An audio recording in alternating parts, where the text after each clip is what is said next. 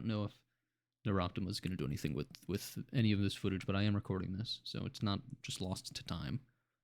But let's begin.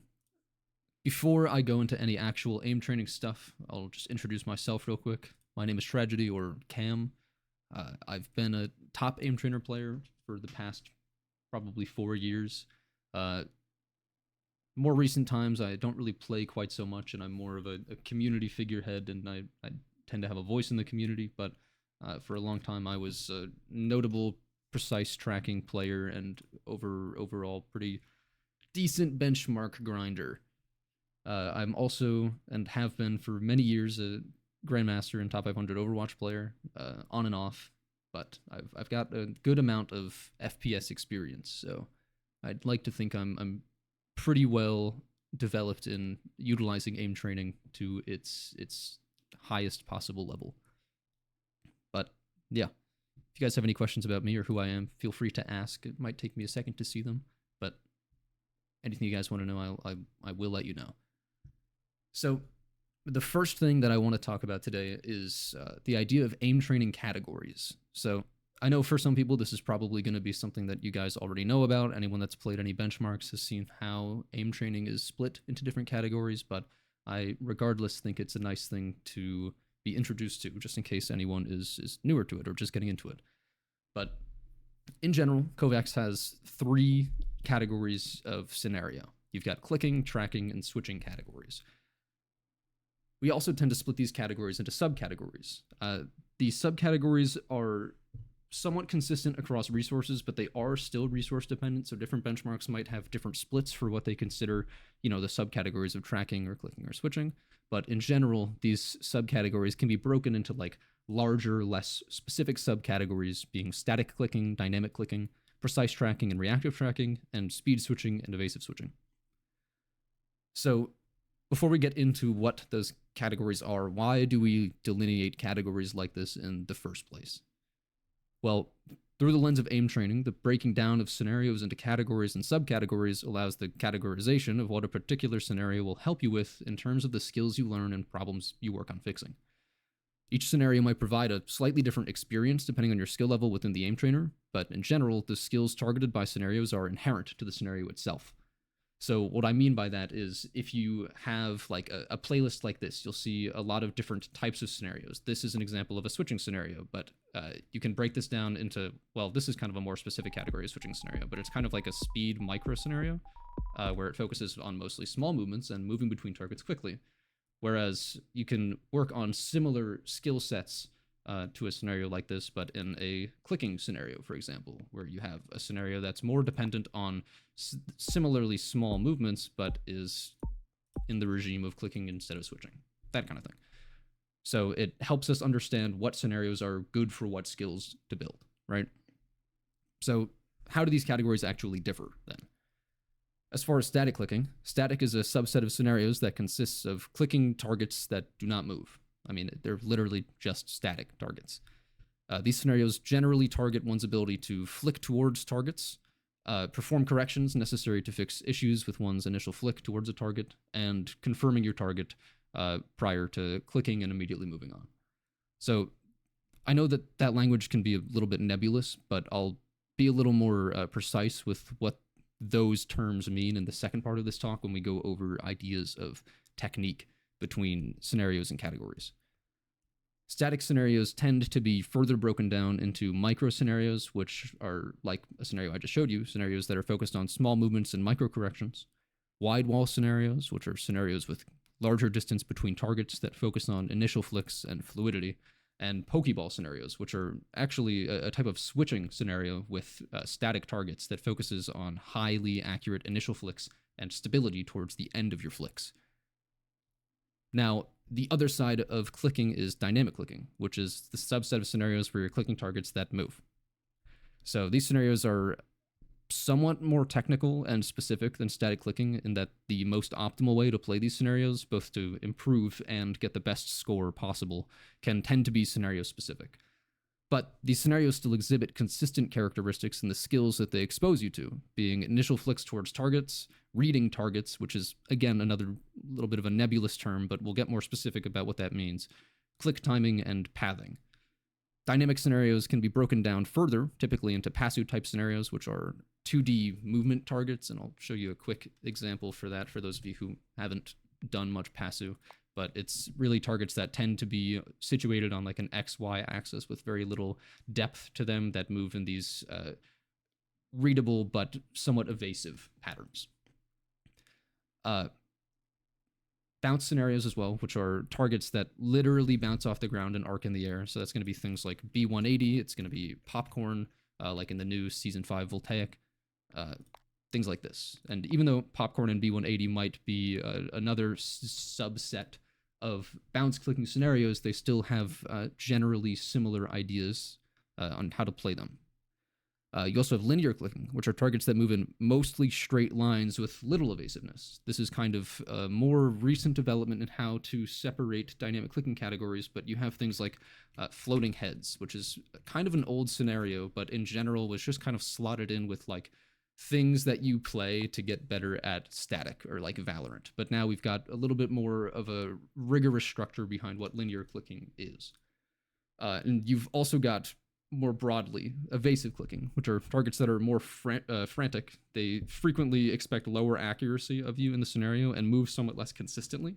That might be something like sun click from the aimers benchmarks, or things like aim beast dynamic. So your star clicking or your aim beast passive, that kind of thing. It's just targets that tend to be much harder to hit, right?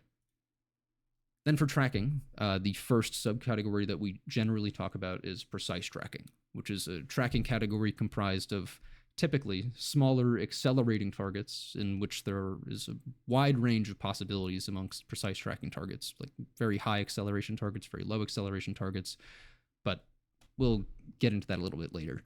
It prioritizes tension management, which is another very complex topic that we will talk about a lot pretty soon. Reading, again, which is going to show up everywhere where we're talking about targets that move. And smoothness, literally your ability to just follow a target smoothly without shaking much, ideally. Precise tracking can also be broken up further into control tracking, more general wide-angle precise tracking, things like SmoothBot or Snake Track or PGTI, which are all kind of different categorically as well, but fall under that umbrella of things where you move your mouse across a wide swath of your mouse pad. Pure smoothness, which are things like centering. It's literally just targets that move at a constant velocity. And a lot of other potential specific categories. Tracking is probably the most in-depth as far as categorization goes. It is frequently talked about in a spectrum of how these scenarios can look. But that gets a little complex quickly and isn't necessarily important for understanding the category broadly. So if you are more interested in that kind of topic, Corporate Surf is someone that has a spectrum of tracking video on his YouTube channel, and I think on his Twitter. It could be worth checking out if you're interested. Yeah, something else to note is that because tracking is a bit of a spectrum in its classification of scenarios, some scenarios can be reasonably placed in several different subcategories.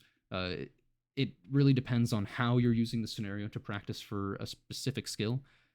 So there's not necessarily one widely agreed upon way to categorize tracking scenarios. The other side of tracking is typically reactive tracking. Reactive tracking also focuses on reading in a bit of a different way. Tension management, again, in a bit of a different way. Reacting quickly and appropriately to targets. And when I say appropriately, I mean not overreacting or underreacting. And generally tracking faster-paced movements that you don't see quite so much in precise tracking. These targets are classically broken down into air and ground type scenarios, with prime examples being air voltaic and ground plaza voltaic. Recently, we've gotten new variations of these kinds of air scenarios and ground scenarios, like Ether in the Season 5 benchmarks. But we can still kind of slot them into those pretty broad categories. Excuse me. More recently, though, again, with the idea of that spectrum of tracking, we've kind of got a similar gradient of how to classify reactive scenarios, starting from raw reactivity, which is scenarios that typically have highly erratic movements and instant strafes That's going to be something like LDDH, which might not be a scenario a ton of people are familiar with anymore. It's kind of fallen out of favor recently, so I'll show quickly what that is. This is an example of like a raw reactivity scenario. Extremely fast strafes, heavily unreadable movement. Yeah, they can be pretty intense. And a lot of aim-based scenarios fall into that as well. All the way to things like control reactive, which is on the total opposite end of the spectrum. So you've got like VT ground, S5, bot 3. That's going to be like the prime example of a control reactive scenario, where the targets are focused on being very readable and generally have higher, sorry, not higher, but slower acceleration, right? Moving on from tracking, we've got switching, right? Switching tends to be broken up into speed switching, which is kind of similar to clicking in that these scenarios focused on building accurate initial movements towards targets and fluidity in moving between targets, stability, and pathing again. Speed switching doesn't tend to have a super intense depth in the further categorization of scenarios, but two of the most timeless types of speed switching are VoxTS style scenarios and SalmTS scenarios, which are in some capacity to speed switching as linear clicking and evasive clicking are to dynamic, right? You'll also see that in technique when we talk about them. They tend to be pretty similar, but moving on, we've got evasive switching. So it's generally similar to speed TS in the way that pathing and reading is prioritized and are skills that you'll primarily develop, but evasive switching has a greater emphasis on your ability to track the target after flicking towards it and asks more of your ability to manage your tension effectively. Evasive switching is a little bit weirder in terms of how it's broken up because of the dubiousness of what evasive switching even is. There's a bit of a disagreement on what a, quote, proper evasive switching scenario looks like.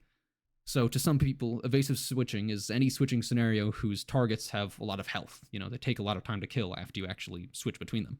To some, it's any switching scenario with extremely evasive targets, just targets that move erratically, like more recent times Drift TS in the season 5 benchmarks.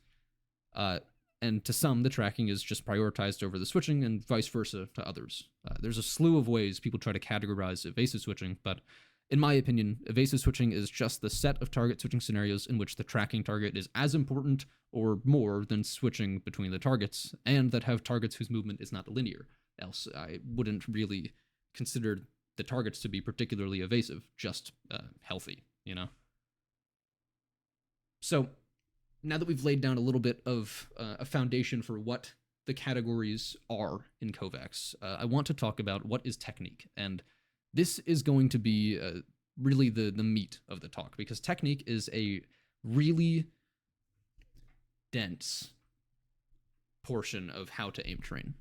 The way that people talk about technique is very specific, and it is very dependent on the scenario that you're playing and the game that you're playing. So let's lay some further groundwork about what technique is. First and foremost, it's important to set this distinction between technique and style, right? The way one aims might have a certain visual style, like someone who aims with an especially flicky approach, like Pine in Overwatch, and someone who aims very smoothly, like H in Pasu. Comparatively, technique is a discussion. What about for games like Valorant? What do you mean? Do you mean what does technique mean for a game like Valorant?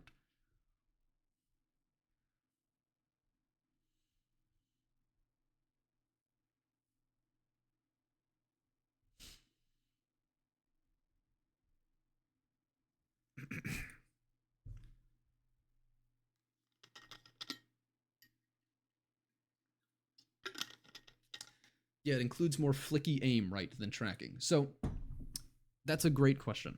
That's not necessarily what I mean when I talk about flicky aim versus tracking aim, right? Stylistically, you might have someone who just tends to move faster in their movements, but that doesn't necessarily mean they're flicking more or tracking more. In a game like Valorant, you'll be exposed to a lot of situations where you might need to perform like micro corrections or larger flicks more often than a game like Apex Legends, where you would tend to be in mostly long reactive tracking scenarios, right? But that doesn't necessarily mean technique in Valorant tends to be more flicky than tracking heavy, because technique is more about the most optimal way to perform a movement rather than whether or not you are flicking towards targets more often or tracking targets more often. And you'll see that you have a lot of players in Valorant who might have extremely accurate flicky aim, right? Someone like Tens versus someone who has much smoother aim that might not be moving quite as quickly, but still has consistent, strong aim, like Tarek. Those can be considered stylistic choices as well, but they also do have genuine strengths and weaknesses. You'll find that people who tend to have flickier aim might be more inconsistent at times. They might have higher ceilings and they might be able to react quicker to certain situations, but it's a inherently less consistent playstyle because flicks are sort of stochastic. You cannot control them entirely in how they begin and end. You obviously will develop a greater control over them as you aim train and are put into these situations more often, but you can never 100% of the time stop your flick exactly where you want it to. Smoother movements that tend to be smaller and slower allow you to express a greater sense of control in what you're doing exactly, because you have this sort of sense of visual clarity when you're performing that movement that allows you to account for movement that the target is making or movements that you're not intending to make while you're finishing your movement towards a target, and you can sort of course correct as you finish the movement. We'll talk a little bit more about that in just a moment, but that's a good question. Are you satisfied with that answer before we move on? Kind of do like 80% flick and tap scenarios and 20 to 30%. So I think what you mean is kind of a differentiation in categories again. When you're playing a game like Valorant and you're trying to improve in attack FPS, you will tend to want to be exposed to flicking scenarios and clicking scenarios in general more often than tracking scenarios, because those are the majority of the movements that you're trying to make, and it's just the most effective way to train for that kind of game. But that doesn't mean that the skills that you develop through tracking are neglected or unimportant for attack FPS as well. And you'll see that in one of the most important topics that we'll cover today being tension management, which is something that you learn differently across many categories that is largely applicable to any situation in any game ever. All right, let's get into that a little bit before we get too off topic here. So continuing on about technique versus style. Technique is comparatively a discussion about the most optimal way to play a set of scenarios, right? So because of the differences across aim categories, there isn't necessarily one theory of everything approach to technique. Instead, there are several different collections of ideas that we refer to for each subcategory, and in many cases, specific applications of these techniques to the subcategories. Let me take a sip of my water real quick.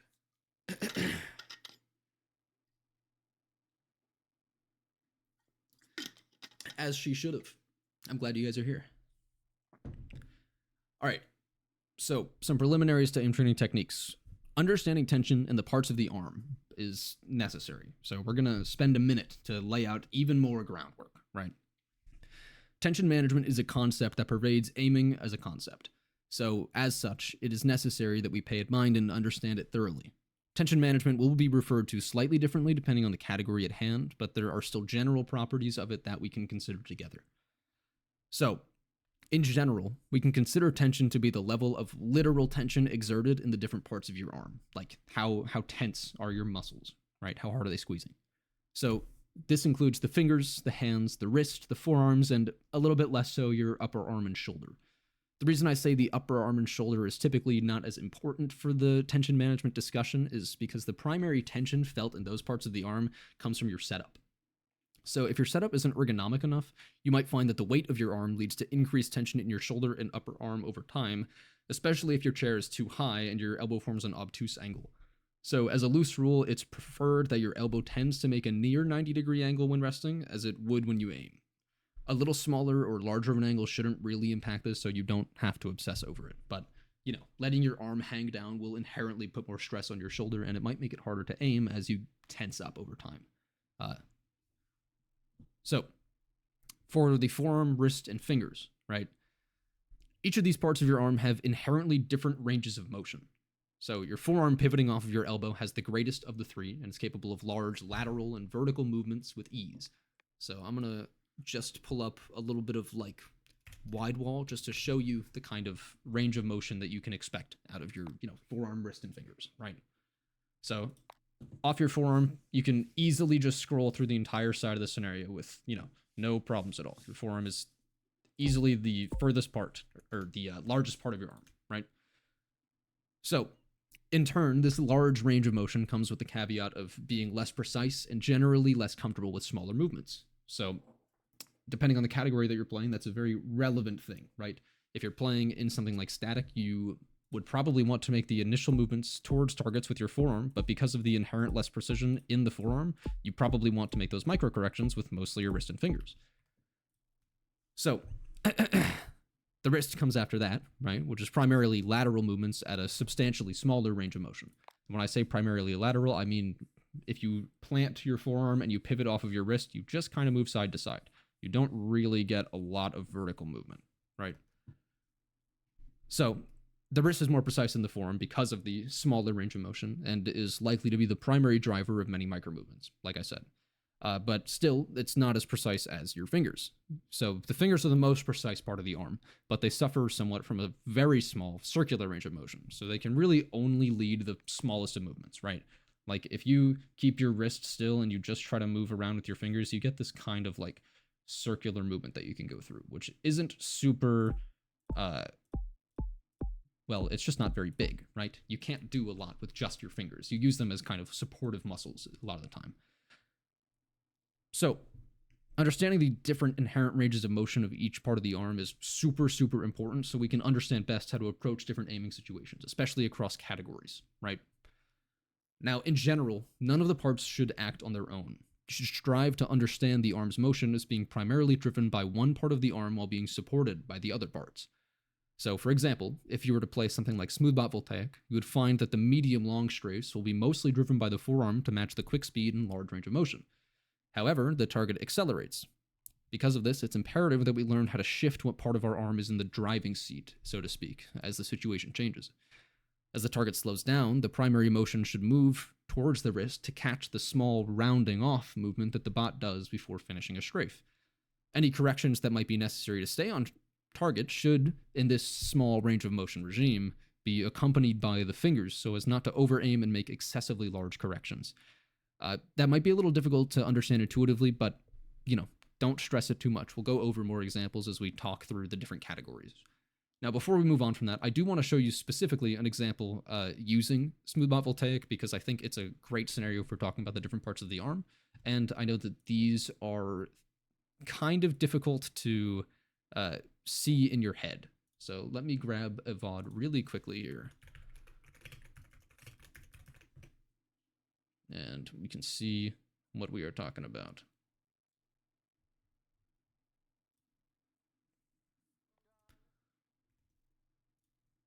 Here, this is an older VOD of mine, but I think regardless, it shows what I want to demonstrate well. All right, you guys should be able to see that just fine.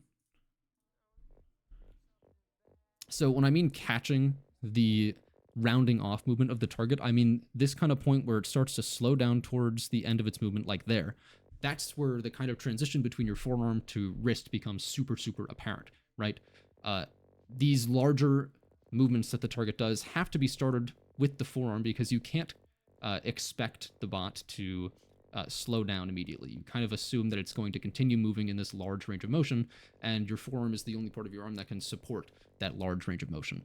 Then, as you watch the target and you begin to understand its acceleration, you employ different parts of the arm depending on whether that acceleration is like speeding up or slowing down, going into or out of a large strafe into a short strafe, right? So hopefully that makes some sense. But if not, that's all right. We've got more to talk about, so it'll be okay. Go back to Kovacs here. All right. So where does tension actually come in then? Tension gives us a method by which we can control the speed we move at and transition confidently between the parts of our arms. I want to give that a quick caveat in that tension is not the only way we choose the speed that we move at. It's possible to move our arm quickly or slowly with little tension, right? But tension employing tension gives us the ability to very quickly change the speed at which we're moving at. So that change in speed is what makes tension a very, very valuable tool, right? So in general, a higher tension player will be more comfortable moving quickly, but will suffer from rigidity and an inability to confidently transition between the parts of the arm as you employ that high tension for a longer period of time. Conversely, a low tension player might be smoother, but could lack an efficient variable pace in clicking, for example, and may undertrack faster bots in tracking scenarios. These are problems that you can have without your tension following this profile, but these are also issues that can stem directly from these tension profiles, just to understand a little bit more what tension is exactly doing. So we must be able to shift the level of tension in the parts of our arm depending on what the situation calls for, and we have to be able to release tension quickly when it's no longer needed. The inability to get rid of excess tension can lead to a concept called lockout, in which the ability to make small, precise movements is lost, and it's pretty much impossible to make smooth movements anymore. Naturally, that is very, very dangerous for any sort of situation, right? If you're trying to play Valorant, for example, and you can't make small, smooth movements, then if someone, fast or wide swings an angle, then you're probably not going to be able to comfortably make that micro correction from wherever you were holding that angle, right? So lockout is a really bad place to be, and tension is useful, but must be treated with respect, right? And this inability to make smooth movements comes from the literal ability to reduce the amount of stress in your arm. Or rather, that ability to reduce the tension in your arm comes from the literal ability to reduce the amount of stress in your arm. So whether you're squeezing your mouse too hard over time, which increases tension in your wrist and fingers especially, or just flexing your forearm too hard or digging your mouse into your mouse pad, you have to figure out what change you need to physically make to reduce this tension. It's a very, very active process. You really have to be thinking about how tense your arm is while you're playing. You don't have to think about it all the time, but it's something that you should kind of check in on while you're playing a game to make sure that you're not screwing yourself over in the long run, right? So you might need to quickly let go of your mouse a bit, or ease up on the force going into your mouse pad, or just literally stop flexing your arm so hard. And briefly, I'd like to talk about sensitivity alongside this. First of all, there's no perfect sensitivity. That does not exist. That is something I want to get out of the way. But alongside that, sensitivity is sort of like a magnification slider for the parts of our arm and the amount of tension that we use. Playing on a faster sensitivity will exaggerate the ranges of motion of the parts of our arm. Our fingers might have a relatively large range of motion when on 15 cm per 360. And I'll demonstrate that in Kovacs so you can really see how much it changes. But now, you saw earlier what my fingers were doing. Now on 15 cm, this is just my finger movement. I can go through almost the entire scenario with just my fingers. And then with your wrist, my wrist can do what my forearm was doing earlier. And with my forearm, I can do multiple 360s from sliding my mouse across my mouse pad. So on a sensitivity like this, the parts of our arm are probably going to have slightly different jobs, strengths, and weaknesses than they would on 45 cm per 360, which is just a pretty typical sensitivity, is why I point that one out. And the opposite is true on a slower sensitivity too. Playing on 65 cm would make us vastly more stable than on such a low sensitivity, minimizing the effects of shaking and bad finger or wrist control, but it now takes much more effort to move the same distance in game as before, meaning our ability to move distances in high velocity bursts may require a different level of tension to a lower sensitivity case. There is a huge degree of nuance to sensitivities and how they affect you, so I'm not going to go into a ton more detail on this, but the thing that I'd really like to take note of here is that the different parts of the arm's relative relationship stay the same, but their literal capabilities are sensitivity dependent. And so again, you see my fingers can do this on 15 cm, and then if I go to something like 60 cm, my fingers do this. It is literally like a magnifying glass on what your different parts of your arm can do. All right, let me take another short water break here, and then we'll talk more about technique.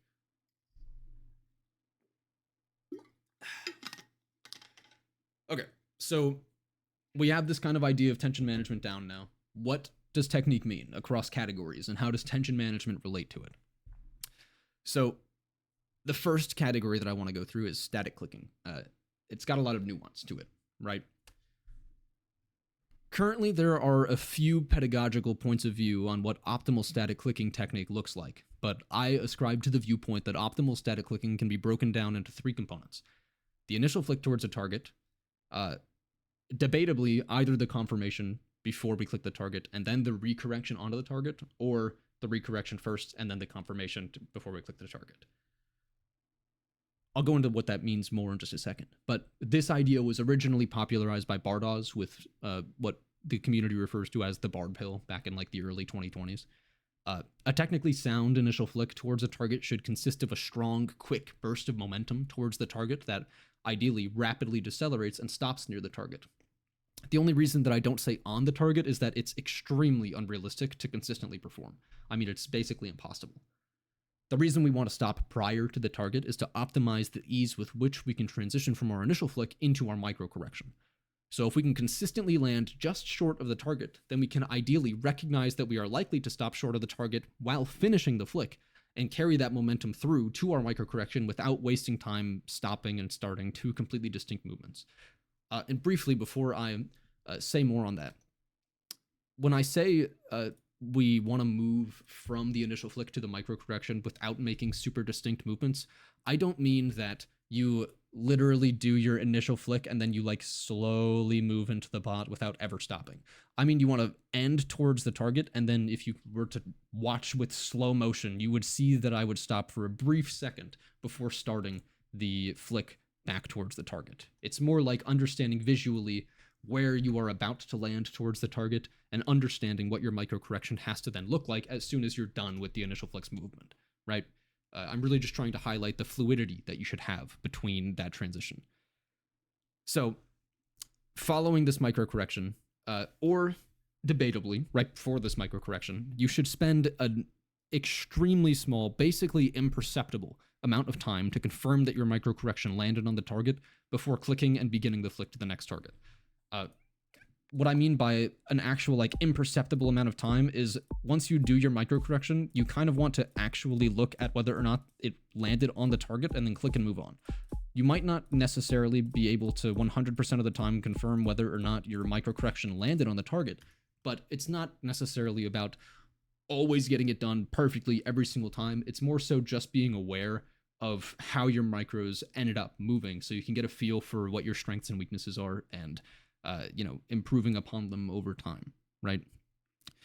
On top of that, when I say before clicking and moving on immediately, I mean, once you click on the target, you should never be hovering over it after you've performed the click. You should be clicking and immediately starting the next movement. You just do not need to sit there and wait to see whether or not you hit the target. If you didn't hit the target, it's fine. You don't need to go back and shoot it again.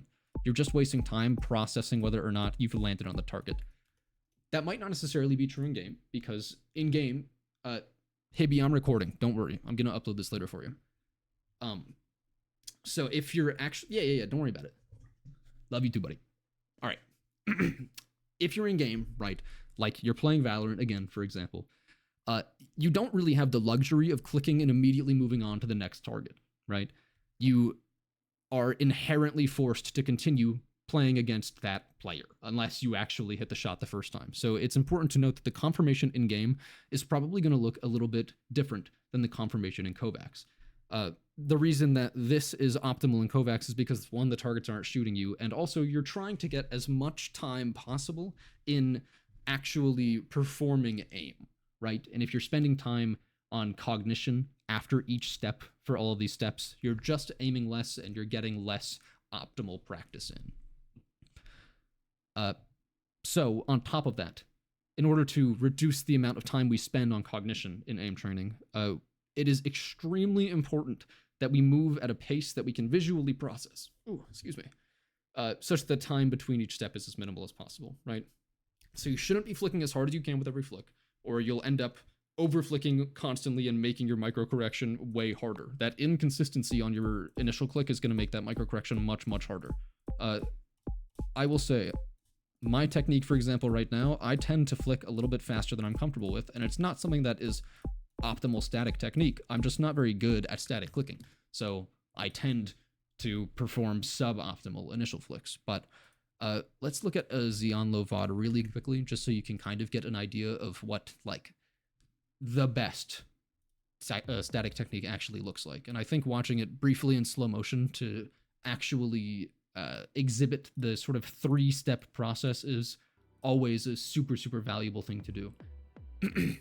But briefly, I mean, you can see he tends to just do these very, very smooth, fluid movements where the initial flick, it looks like it just moves into the microcorrection with no stopping between them, right? But if we actually go into, you know, a quarter speed here, you'll see that he does end his initial flick and then perform another microcorrection after it. It's just that his initial flicks are, 1, highly accurate, and 2, extremely consistent in their transition to the microcorrection. So it looks like these are all just single fluid movements. This is just the same technique adapted to the highest possible level, right?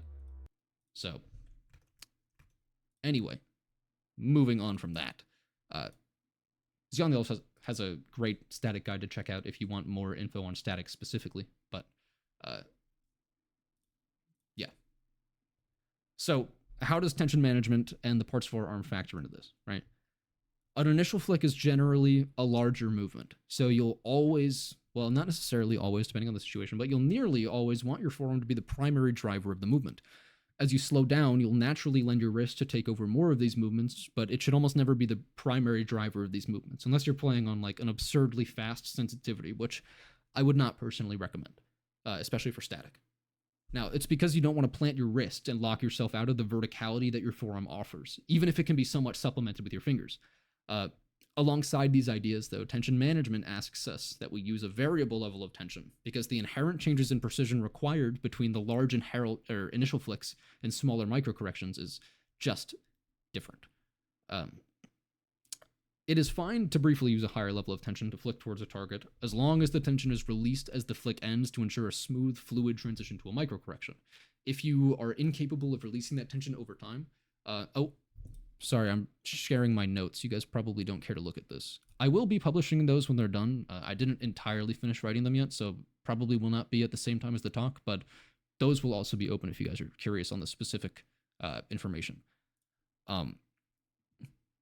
Yeah, so if you aren't able to drop that tension over time and you're consistently building that tension over the course of an entire, session of Kovacs, you'll find that you're going to end up hurting your wrist or your forearm, or you're just going to be exhausted. And you'll also find that you just play worse over time. That's why it's really important that we understand how to release that tension. One, between every flick, right? Releasing at the end of the flick to smoothly land towards those targets, and just to prevent injury and exhaustion over time. So, it's also important to mention that in static clicking, and clicking and switching in general, you'll have this idea of like clustering between targets, right? There are going to be a lot of targets. They will frequently be closer together. When targets are closer together, we would ideally be able to just immediately move between them, like no hesitation at all. So something like multi-click is a good example for this, where you'll have targets that are just all right next to each other, so you want to just be able to flick between them without having to think about it at all. You just want to be able to flick, click, move on instantly, right? That is one of those times where it's not a bad idea to employ an increased level of tension for a brief increase in the speed that you can move between targets and also the precision that you exhibit. Tension in general will give us brief periods in which we can move faster and are more accurate and precise. Over time, like I said with lockout, tension will reduce our ability to be precise and move quickly between targets, so you really have to balance how much tension you're using, but I digress. Moving on from static, because that's pretty much it as far as I want to say on it, we've got dynamic, right?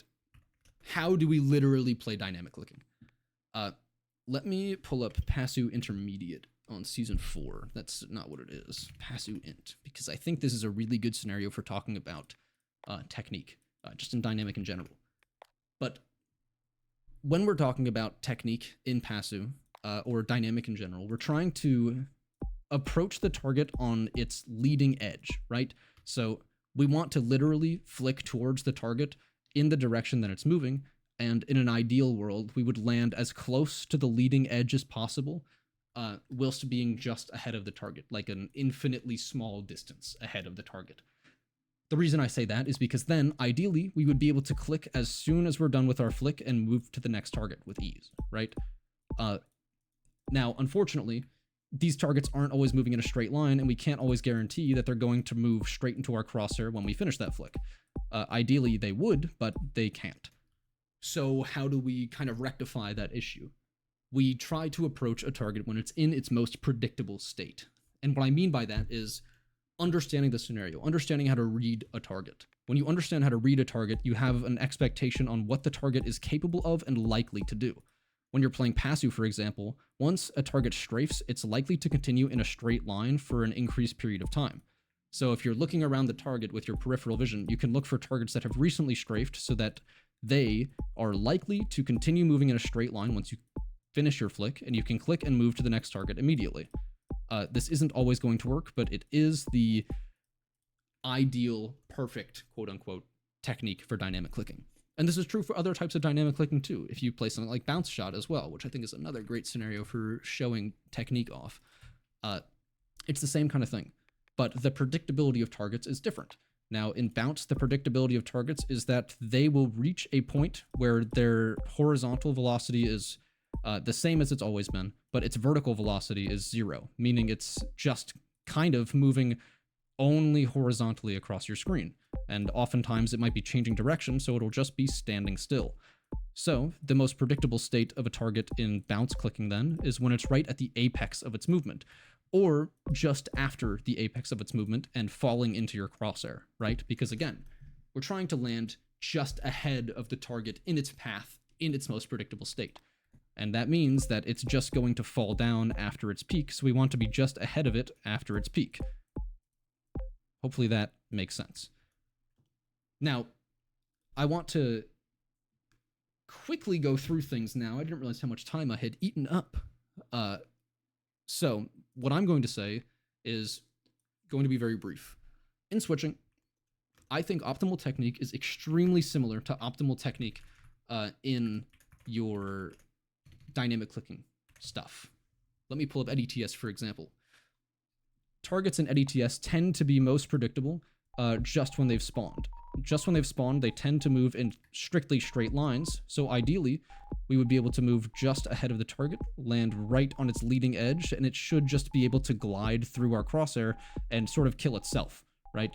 I mean, it's literally just going to sit in our line of bullets and die, because in an ideal world, they just move in a straight line through our crosshair.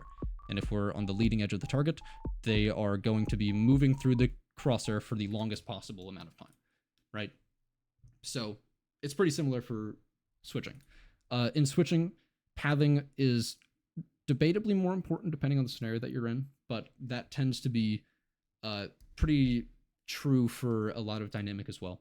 So I'm not going to say that there's a blanket statement of which category has the most pathing in mind, but pathing is just the idea of understanding what the next optimal target is and how to get to it in the most efficient way possible, right? So pathing is effectively something we utilize in every category in which there are multiple targets. Even static clicking where targets aren't moving. We have an idea of what is the easiest flick for me to make right now, and how is... I didn't mean to say how. What is the most efficient way for me to get to the target in which this flick is very easy? That's something that, again, kind of just comes with experience, unfortunately. It's a little difficult to give a rule of thumb on how you should be approaching those sorts of scenarios, but it's something that you get a feel with over time. I would go more into depth with it, but unfortunately, we are running short on time. Let me take another sip of my water really quickly. All right. Evasive switching is extremely similar in its technique, but there are extremely notable differences in that you aren't just trying to get onto the target to sit in it for as long as possible, because evasive targets are likely to move out of your crosshair. So instead, in evasive switching scenarios, we want to, again, try to land on the leading edge of the target in the path that it's likely to move, but this doesn't necessarily mean treating the target as though we're going to move in a straight line. There are some scenarios where we can do that, like fly TS. These targets are evasive, but they do still tend to move in straight lines pretty frequently. So we can kind of just sit in front of the crosshair, or rather in front of the target, as it moves under our crosshair. But we have to give a greater emphasis on releasing our tension after a flick so we can effectively track the target, and a smoother landing on the target to ensure that we are visually processing how the target is moving and is likely to move as soon as we're done with our flick. All right. Quick crash course in tracking now. Tracking is unfortunately the most complex out of these, so I would have liked to spend more time on it, but it looks like we're running short. So, when it comes to tracking, you've got the different kinds of like precise tracking, right? In general, in precise tracking, I don't know why I just looked up precise. In general, in precise tracking, you are going to want to utilize tension management arguably the most effectively out of every category. And the reason that is because of the huge discrepancy between the beginning of your movements in precise tracking and the ends of your movements in precise tracking as that tension builds up. You'll find that even if you can consistently pace like high grandmaster scores in voltaic benchmarks, you might not be able to close them out because of the inconsistency that you feel towards the ends of scenarios, as the tension ruins your ability to make those smooth corrections onto the target and follow through with those readable but not necessarily predictable movements. So precise tracking has a great deal of reading in it in order to utilize tension management properly. You have to have an understanding of what the bot is capable of and likely to do. There are many good scenarios for understanding these kinds of things. A lot of them are control scenarios like control sphere, extra control sphere, and even the control benchmarks in the current voltaic benchmarks, control sphere, VT control sphere, sorry, and VT raw control.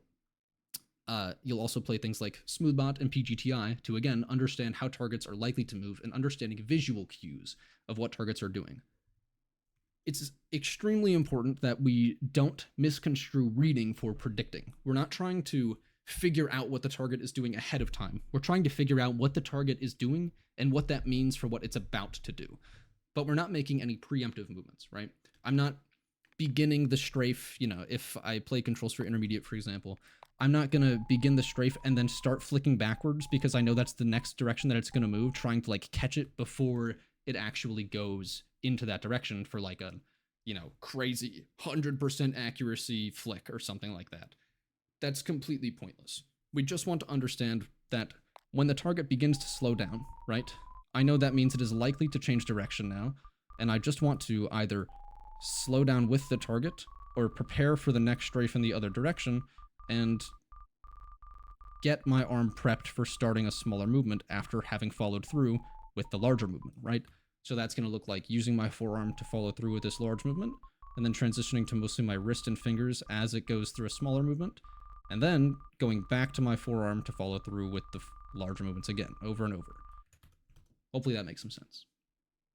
Now, that kind of idea is pretty consistent throughout reactive tracking as well. It's unfortunately a little more challenging, however, because you have obviously targets that are going to move more erratically. So if you look up like Ground Plaza Goaded, you have Ground Plaza Voltaic Goaded, for example, you'll find targets like this guy are readable in the sense that you understand that they're just going to move along a direction and then flick briefly. Blink briefly, but it's a lot harder to, you can't like slow down with the target. It's a lot harder to make movements alongside it, right? So there's a greater degree of correcting the movements that you've tried to make in order to follow the target. So in reactive tracking, we have to make sure that our visual clarity is extremely high level. If you have bad visual clarity and you're like shaking off the target all the time, you're not going to be able to correct back onto it super frequently, and you're going to feel like you're just flicking back and forth onto and off of the target because you have no chance to look at how it's moving. If you literally slow yourself down a little bit and give yourself time to adjust after a strafe to see what the target is doing, you'll find it's much easier to get into the rhythm again and just move alongside those movements. Reactive tracking is a little more difficult to describe because it is, again, somewhat scenario and bot dependent. But overall, the idea that you're not impinging your ability to see what the target is doing is the number one skill that you'll learn over time. You just have to make sure the scenario is as visually clear as possible. You'll notice that scenarios that look impossible to read, like Maddie just posted that VOD on the VT Air Angelic, or not VT Air Angelic, I think it was the Air Angelic Bot 7 Grandmaster. That scenario, for the vast majority of players, doesn't even look like something that you can aim at all. I mean, here, hold on. Let me pull it up. Air Angelic Grandmaster.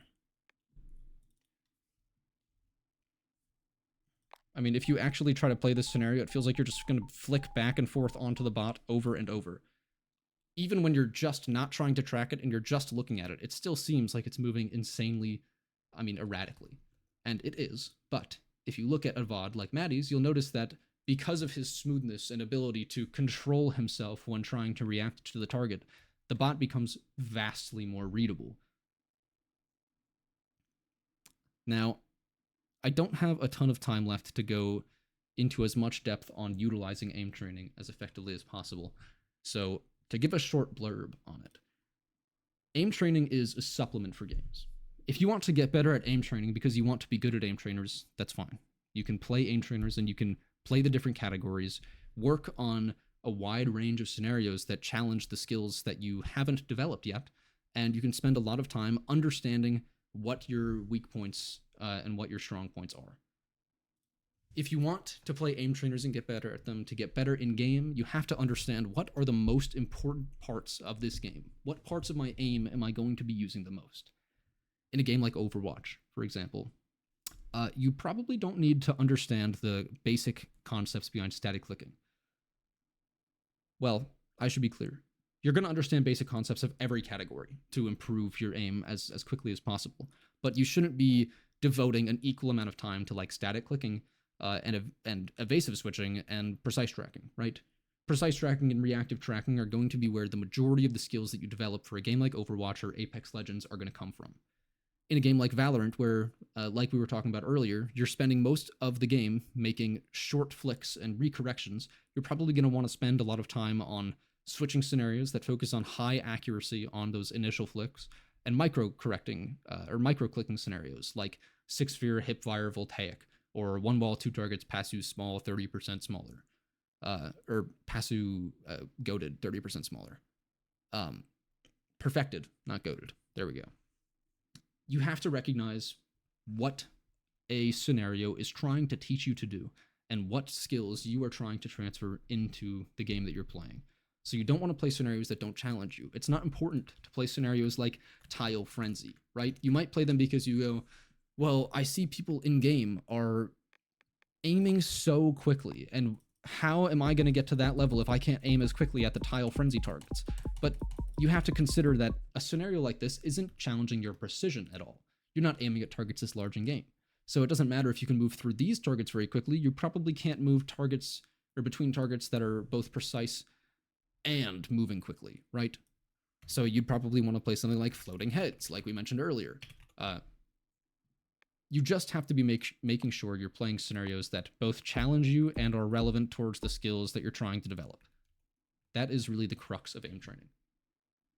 Should I focus on consistency as much as possible?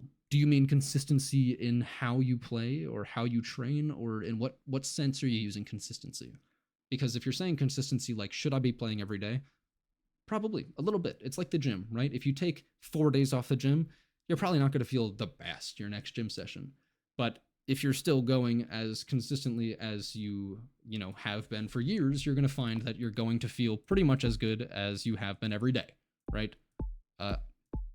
Optimally, you should not be aim training for long sessions before playing your main game. It is going to exhaust you, in my opinion. It's going to exhaust you, and you will find that your aim doesn't feel as good in game.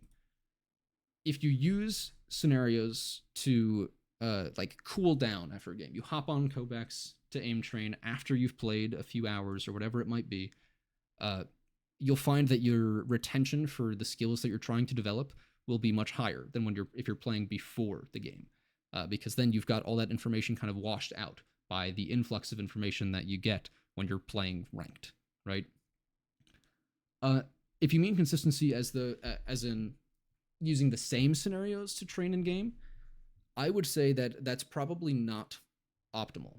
Uh, you should be playing a set of scenarios that challenge you in similar ways, but I would not recommend using the same scenarios like every single day. You'll probably find that over time you might stagnate a little bit. You have to be challenging yourself in dynamic ways, right? And that's totally fine. Using 15 minutes to warm up and hop on is totally fine. But I think optimally, after your session, you would be able to devote like 30 minutes of very active thought of trying to improve your technique and improve how you play these tasks. I mean, it's just a very like, it's sort of like an active recall process. And then after you get off and you go back to bed or whatever it might be, those things will settle in and you'll do a little better tomorrow. And over time, that'll sort of snowball, right? Where do you find good tasks to practice other than tasks that are used in benchmarks? One thing I would heavily recommend is using the Evil app. Evil app has a collection of every benchmark in Kovacs, which is going to comprise most of the good scenarios that exist in Kovacs. There are scenarios that are good that aren't used in benchmarks. But in general, that's going to be the easiest way to find a huge amount of good scenarios. Something else to look for is like community playlists. People like Ness has a huge document of like, I think the 5 best playlists in her opinion for each category and subcategory. That's a great way to find other good scenarios as well. Voltaic has a resource on that as well. I think in their resource channel, they should have a set of every, So if you go into the resource channel and you scroll up a bit to the main resources and you look at Kovacs resources, there's a link that says scenarios. If you click on that, it'll bring you to a huge spreadsheet of a ton of phenomenal scenarios. It also comes with just like fucking around, like just scrolling down and trying stuff if you don't know what to look for. If you're like, I want to play some new type of clicking scenario and you just don't know what to look for, just start playing some things. Give it a try, and if you go, this doesn't feel very good, you don't have to play it anymore. You just got to mess around a bit, It's difficult to get that information without a huge amount of experience, but looking for those resources is going to be the easiest way to do so. All right, it is 3 o'clock. Do we have any more questions before we wrap up? Yes, can I look over this playlist? Yes, let's do that really quickly. Okay. I mean, just looking at this looks like fine. This is just a good set of a ton of micro scenarios. I definitely think this is a pretty good way to train for Valorant. At least Valorant specifically. TAC FPS in general. This is definitely going to be a pretty solid set of scenarios. There's definitely nothing that I think is actively bad in here. Yeah. Looks good to me. Big fan. Definitely play this for micro improvement.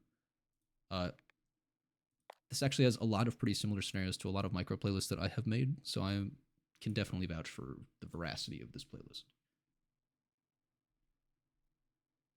All right. Anything else before we close up?